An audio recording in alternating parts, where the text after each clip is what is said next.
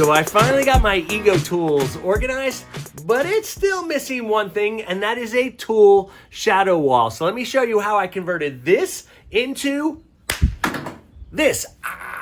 All right, guys, so what do you think of that? Isn't that awesome? Now, I explained to my wife what I was trying to achieve here, and the only way she could understand it is she thought about some people, and I think she was talking about women have closets where to display their handbags, their shoes, and stuff like this. This is like kind of the male version of this. It came out awesome.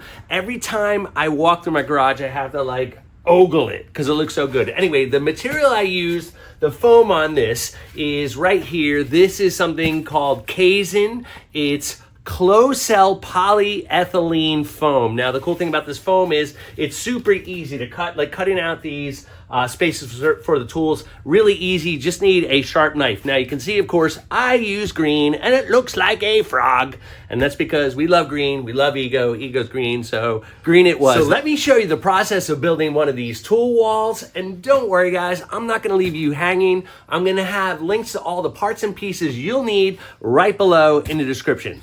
Let's get to work.